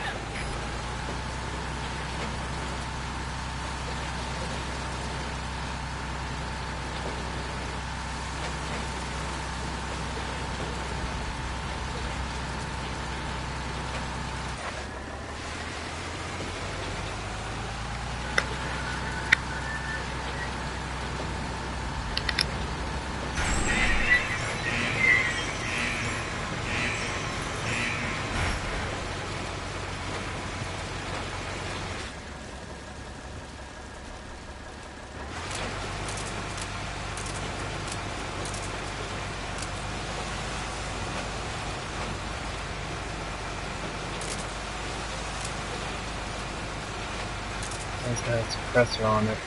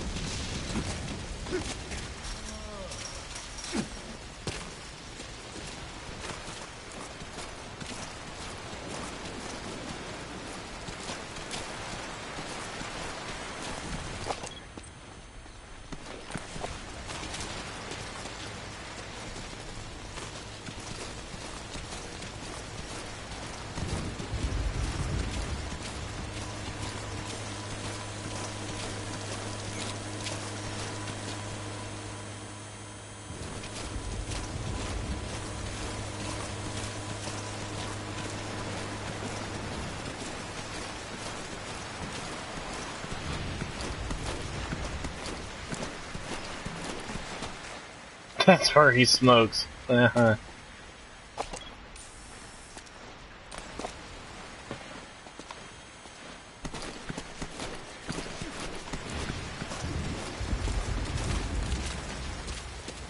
Had to get around the damn camera.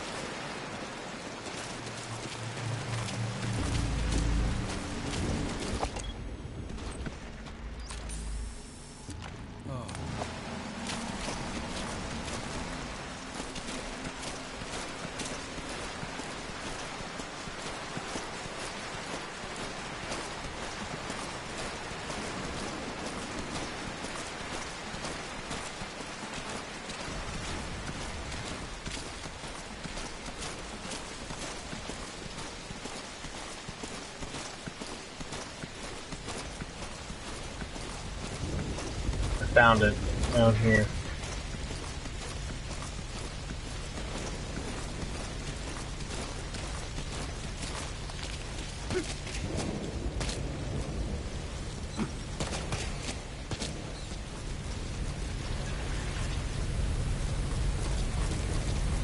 Hey, we get confirmation on that garbage disposal yet? Yeah, they just took care of it. All right, heading back up top. Stay here and keep watch. You got it.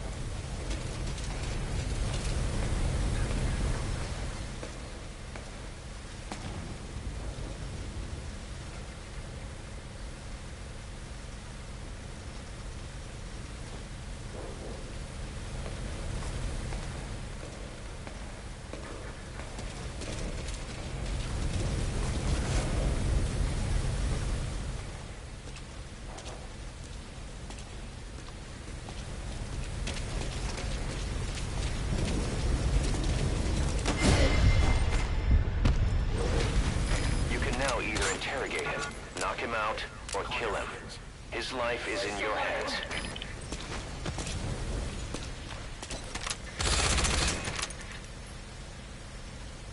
Whoops.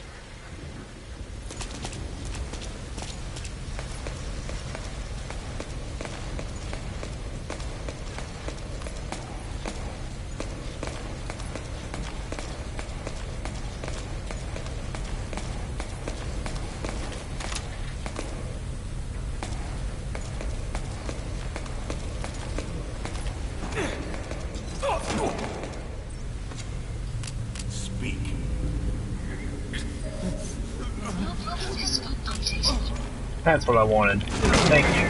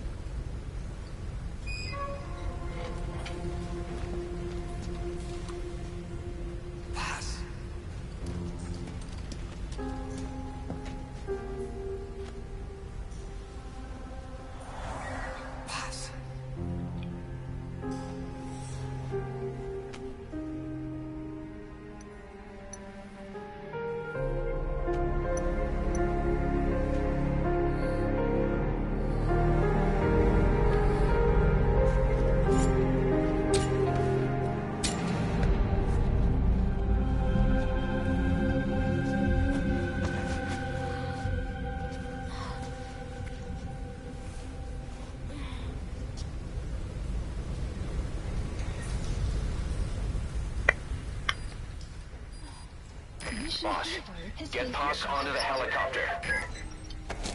Shit. It's a shift change.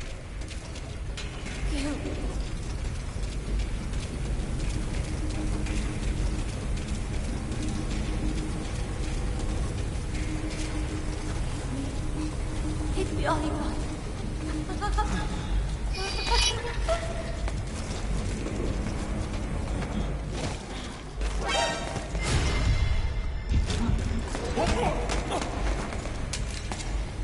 Spit it out.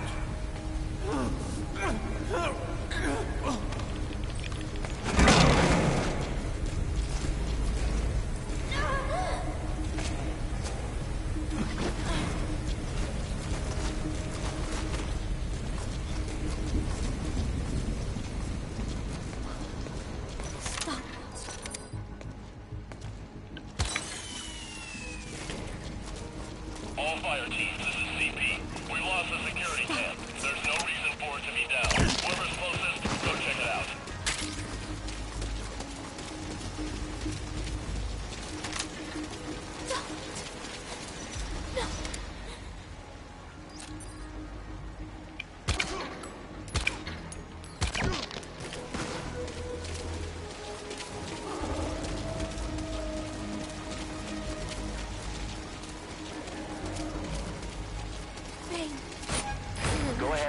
the chopper. Thanks. Keep an eye out for nearby enemies. They could try to shoot down the chopper. Security. Over. This is CP. Understood. Don't let your guard down. Out. Shit.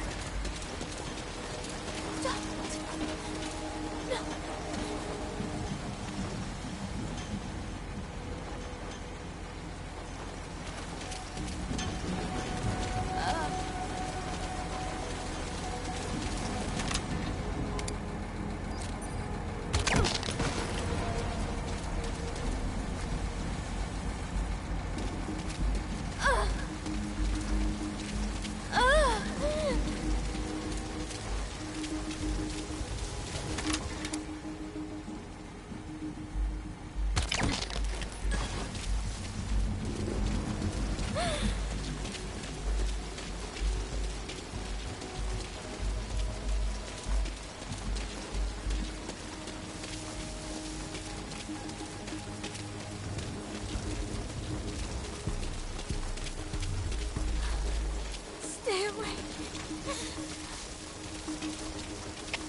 CP, this is Delta 1. Still no sign of the enemy.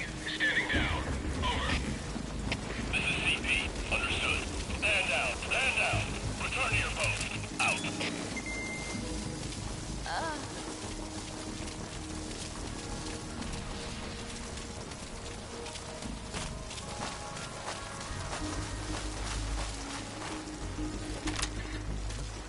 Pain is an illusion.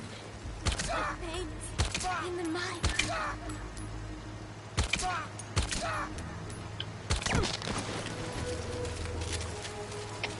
CP, this is Zulu 7. Just got shot out of nowhere. No gunfire heard. Must have a suppressor. Over. This is CP.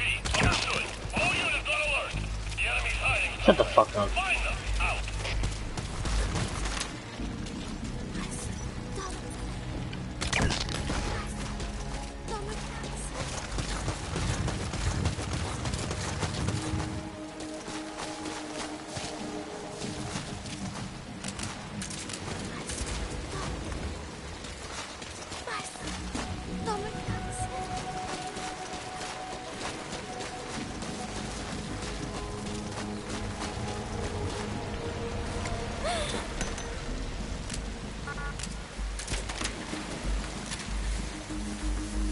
Roger that chopper request. It's headed your way now. Stay away.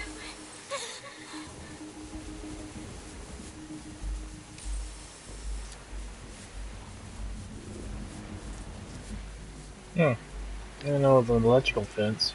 Or maybe it's just the top part.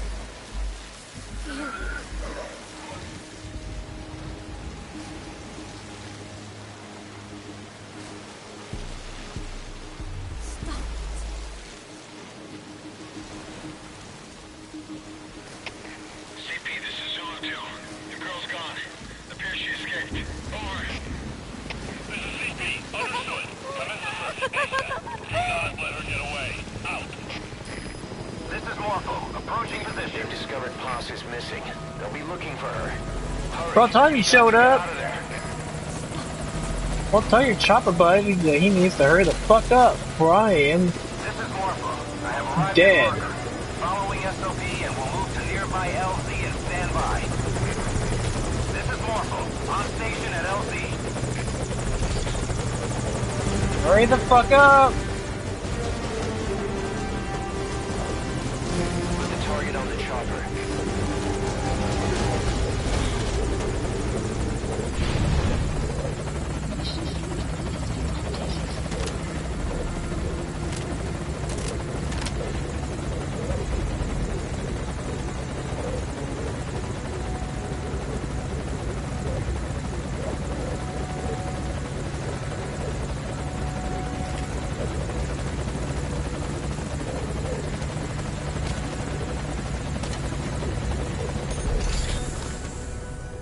This is how you do it.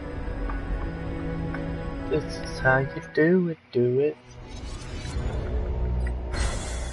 37 kills, 1 combat alert, 2 prisoners rescued, 0 retries. My rank was a B because I killed 37 people? Really? Yeah, oh well. Fuck it. I don't give a shit.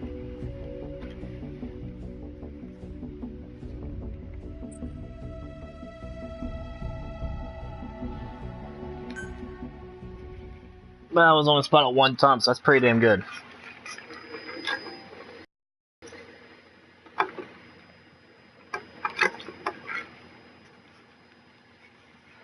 You can't see this opening video on YouTube or whatever, but it's got it blocked.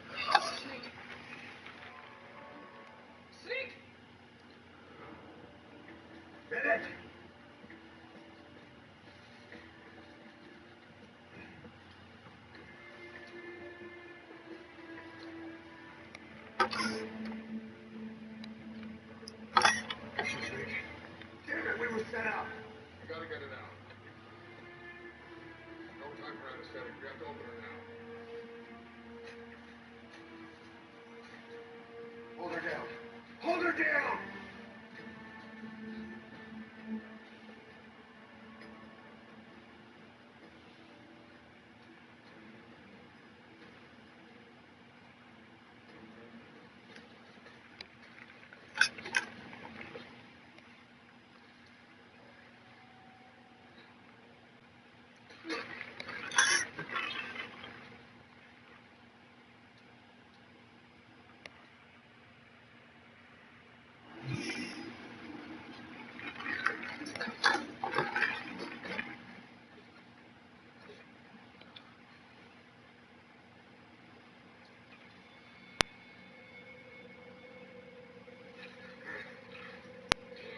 Chico's got in.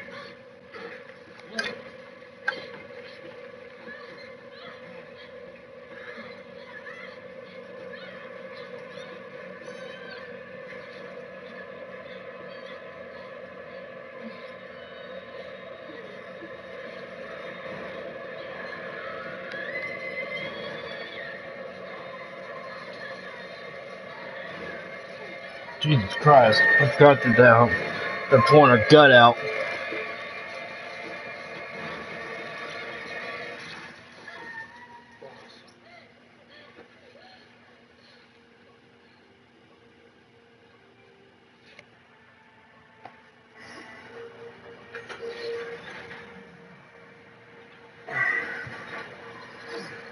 Breathing stable. No active bleeding.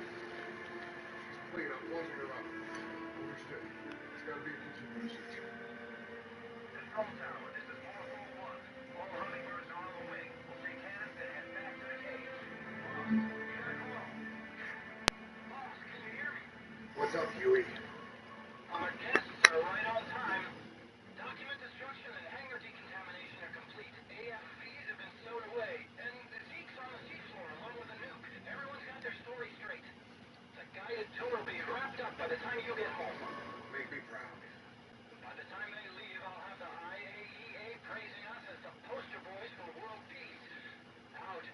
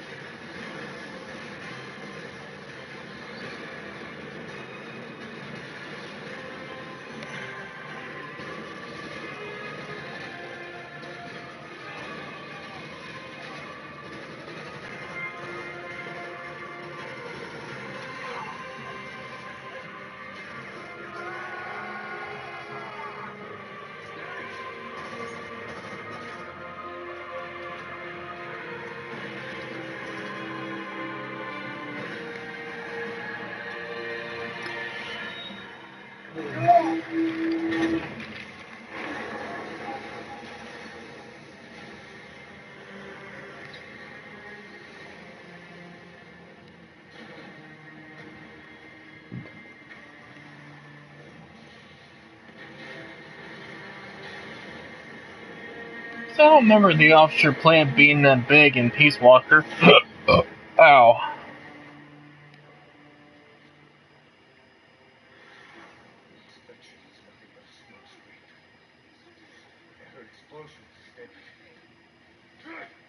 They treat us like a damn fiddle! Give it back! This isn't right, that was ours! We built it, damn it!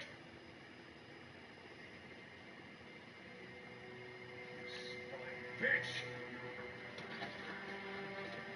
Come on, start talking, bitch!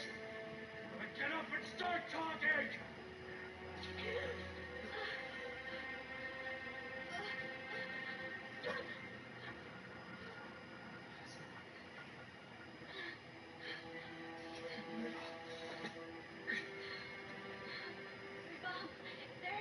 It's all right, we got it out.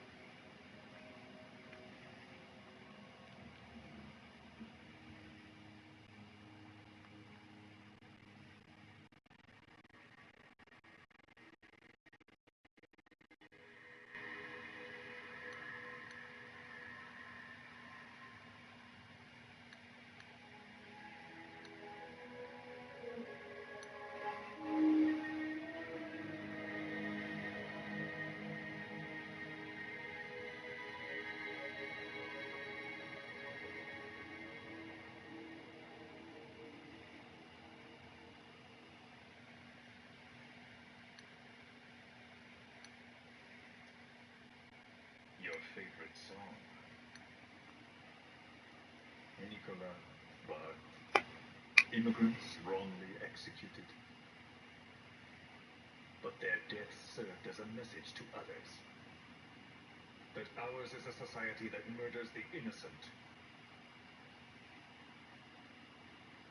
Do you too believe your sacrifice will change the world?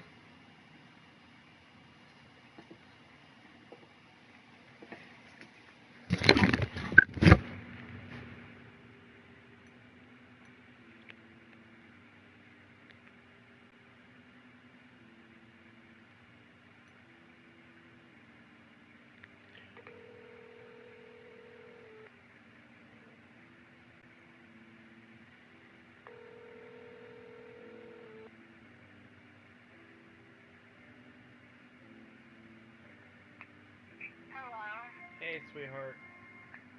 How are you? Good. How do you feel? Tired. Yeah? Baby kicking your ass? Yeah. You were supposed to come over yesterday, but you never did. Yeah. I told you I was gonna be on the phone for a while. Well, I didn't realize you would be on the pot for 5 hours.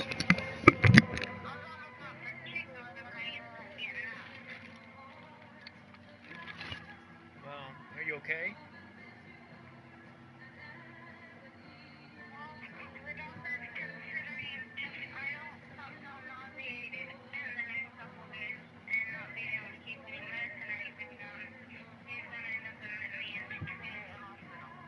Ouch. Yeah, it's probably for the best.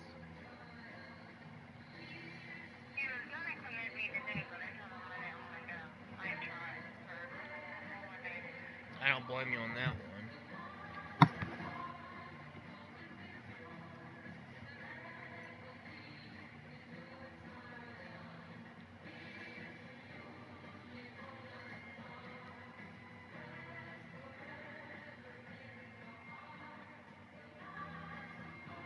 Butterball, your breath smells like nuts. Do what? Butterball's breath smells like nuts. That's alright. Just like about an hour ago, I tried to encapsulate my fat.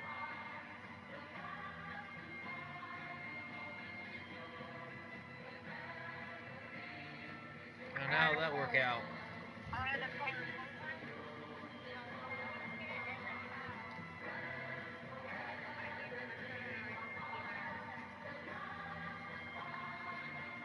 But that cat knocked the fuck out.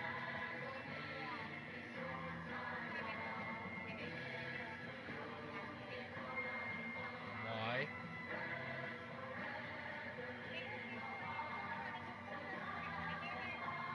So?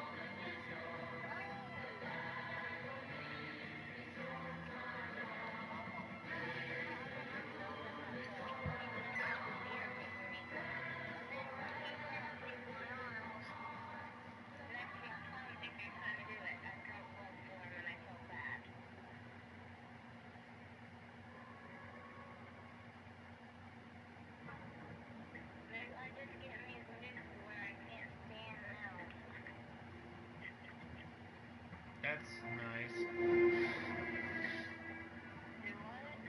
Can't stand males.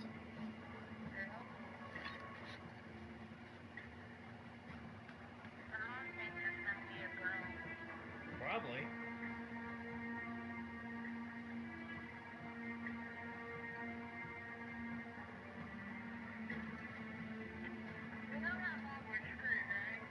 Huh?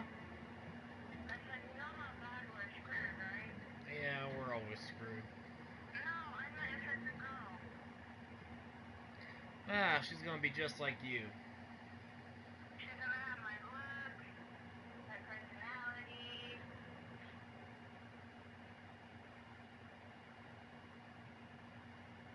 Yeah, we're fucked.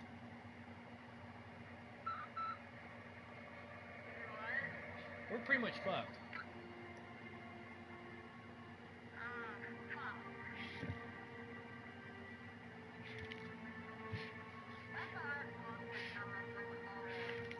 Huh? Who? Charles? Why? Oh, stalking. Right.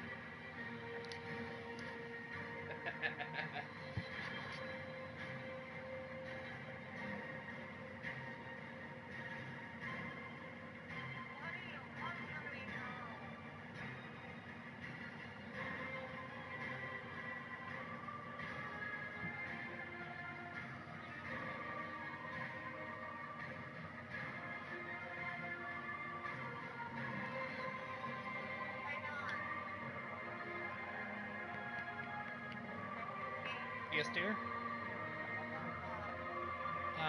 Just text me because I'm going to start my next broadcast in a few. Alright.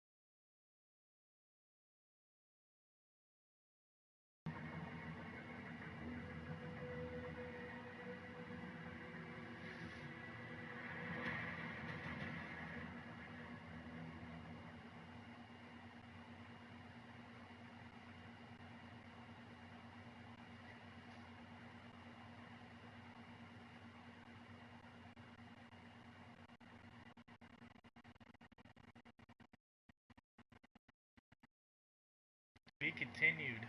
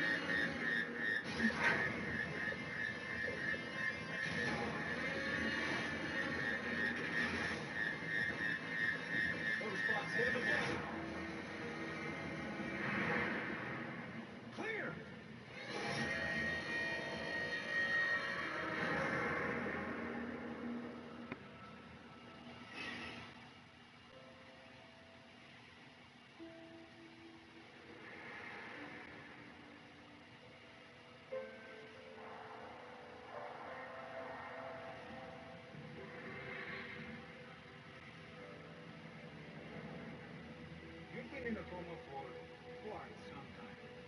Yes, I know. You would like to know how long. I'm afraid